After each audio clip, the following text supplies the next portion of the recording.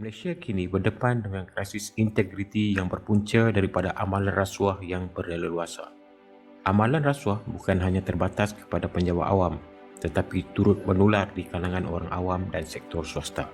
Kedudukan Malaysia dalam Indeks Persepsi Rasuah (CPI) bagi tahun 2020 jatuh ke tangga 57 daripada 180 negara berbanding tangga 51 pada tahun 2019.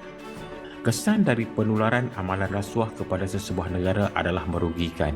Ia boleh mencemarkan imej kerajaan dan negara di mata masyarakat dunia, mengurangkan pendapatan negara akibat dari ketirisan dan pengelakan cukai, mengurangkan kemasukan pelabur asing yang tidak yakin dengan kestabilan ekonomi negara. Akhirnya, situasi ini akan merencatkan pertumbuhan negara secara keseluruhan. Jadi, dalam video kali ini kita akan melihat apa masalah sebenar yang mencalarkan imej SPRM kita. Teruskan menonton. Harapkan pagar makan padi. Bilangan tangkapan kes jenayah rasuah di Malaysia oleh SPRM pada tahun 2020 menunjukkan peningkatan sebanyak 23% berbanding tahun 2018.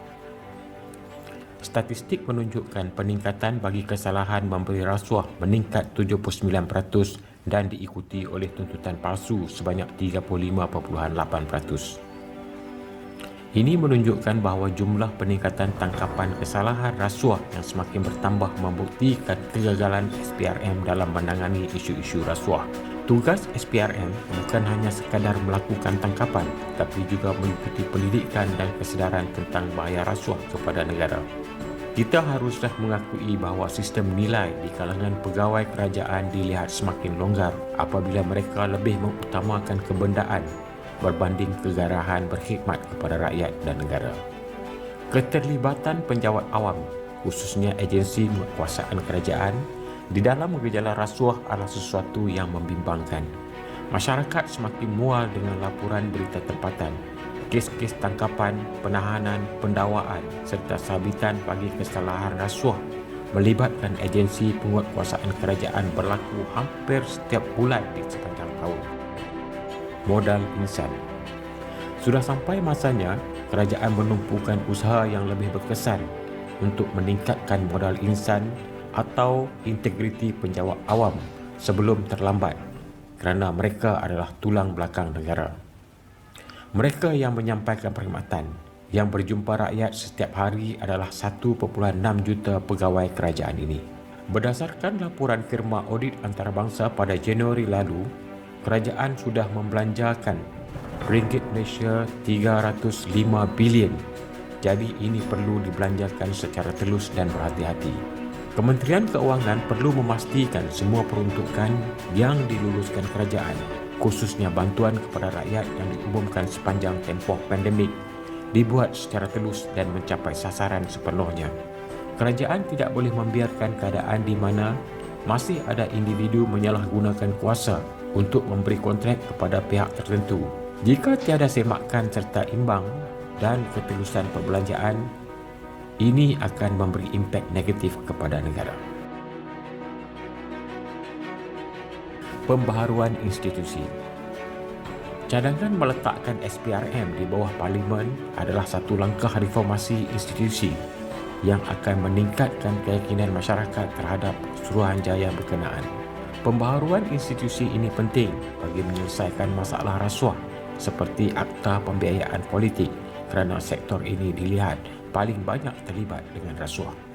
Kes-kes melepaskan tanpa membebaskan bagi sebilangan mereka yang dituduh dalam kes berprofil tinggi telah memberikan persepsi negatif tentang bagaimana proses kehakiman diguna pakai. Akses kepada maklumat mengenai kepentingan awam perlulah ditingkatkan.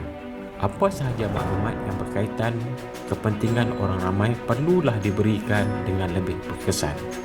Kes penyalahgunaan kuasa dan rasuah masih berterusan oleh pegawai-pegawai awam walaupun telah diambil tindakan oleh SPRM.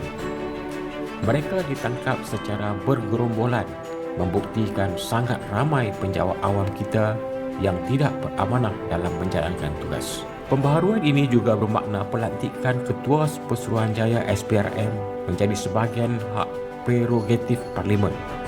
selepas mendapat cadangan dari Jawatankuasa Khas Parlimen mengenai calon yang berkelayakan. Ini berbeza dengan Seksyen 5 Akta SPRM 2009 yang menyatakan Ketua Penasihat dilantik oleh Yang di-Pertuan Agong atas nasihat Perdana Menteri. Cadangan ini perlu diberi pertimbangan khusus kerana dapat meningkatkan tahap kepercayaan masyarakat terhadap SPRM. Ketua Posuruhanjaya SPRM yang berada di bawah kuasa Perdana Menteri dilihat tidak lagi bersesuaian kerana berkemungkinan mendapat campur tangan politik. Tempoh jawatan Ketua Posuruhanjaya seharusnya tetap dan beliau tidak boleh disingkirkan walaupun terdapat pertukaran kerajaan. Ini bagi menjamin kes-kes berprofil tinggi berjalan dengan lancar. Kesimpulannya, terlalu banyak untuk dibicarakan bila ianya melibatkan soal rasuah ini. Untuk menghapuskan jenayah rasuah ini hanya memerlukan dua pendekatan penting. Masyarakat daripada atas hingga ke bawah mestilah mempunyai modal insan atau tahap integriti yang tinggi. Tanpa integriti, tiada apa yang boleh kita capai. Kita mesti melaksanakan pembaharuan institusi. SPRM perlu diangkat menjadi sebuah institusi yang terikat dengan Perlembagaan Persekutuan dan bertanggungjawab kepada Parlimen, bukan tunduk kepada kuasa eksekutif bagi menjamin keluhuran undang-undang dan perlembagaan di Malaysia.